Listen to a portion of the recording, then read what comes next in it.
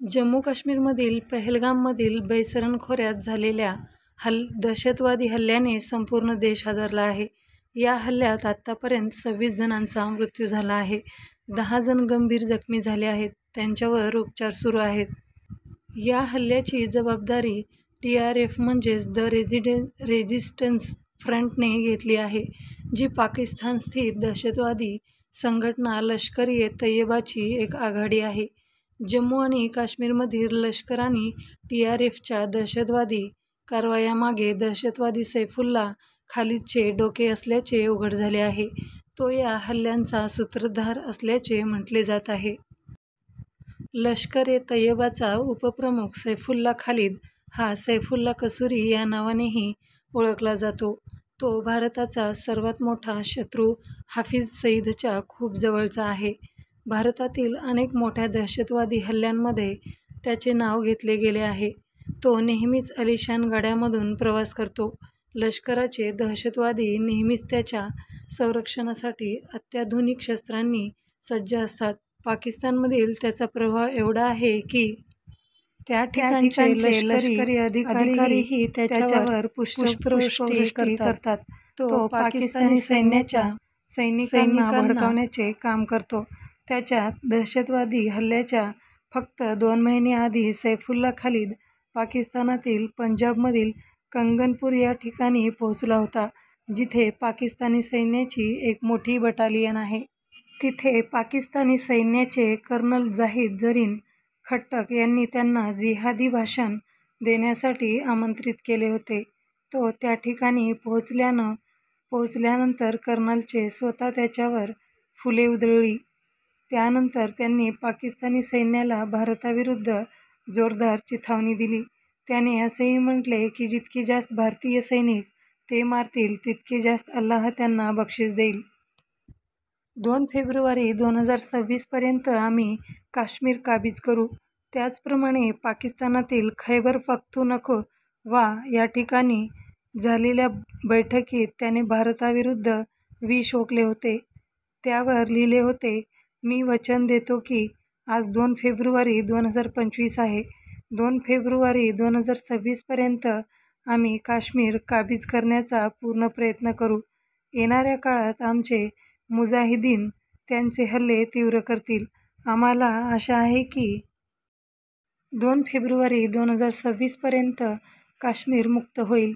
ही बैठक ISI आणि पाकिस्तानी लष्कराने संयुक्तपणे आयोजित केली होती. त्याचे ऐकण्यासाठी मोठ्या संख्येने सशस्त्र दहशतवादी जमले होते. एका गुप्तचर अहवालानुसार गेल्या वर्षी शेकडो पाकिस्तानी मुलांनी अबोटाबादच्या जंगलात आयोजित केलेल्या दहशतवादी छावणीत भाग घेतला होता. हे लष्कर-ए-तैयबाच्या राजकीय शाखा PMML आणि SMLने आयोजित केले होते.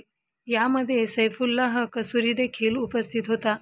त्याने या छावणीतील मुलांना दहशतवादी हल्ल्यांसाठी निवडले होते, ज्यांना नंतर लक्ष्य हत्या प्रशिक्षण देण्यात आले.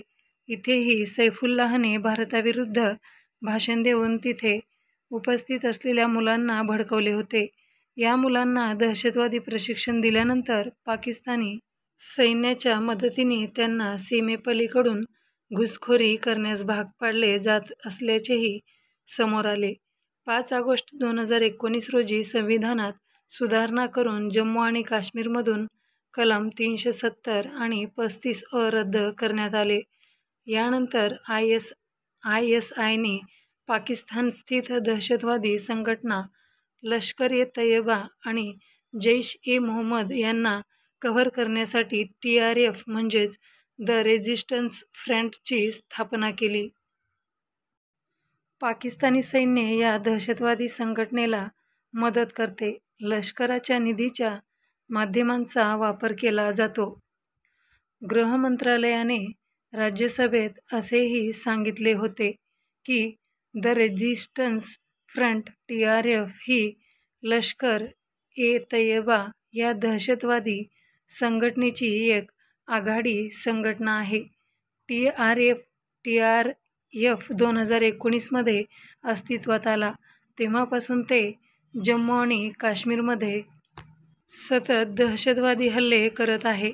TRFचे हिट स्क्वॉड आणि फाल्कन स्क्वॉड येत्या काळात काश्मीरमध्ये मोठे आव्हान निर्माण करू शकतात. या दहशतवादी मॉड्यूलला लक्ष्य हत्या करण्याचे आणि जंगलात आणि उंच भागात लपविण्याचे प्रशिक्षण देण्यात आले आहे. मित्रांनो, ही बातमी गुगलवरून सर्च करून घेण्यात आलेली आहे. आपण जर नवीन असाल तर चॅनलला लाईक करा, शेअर करा आणि सर्वात महत्त्वाचं सबस्क्राईब करायला विसरू नका, जेणेकरून अशाच नवनवीन बातम्यांचे अपडेट्स आपल्यापर्यंत पोहोचू शकतील. धन्यवाद.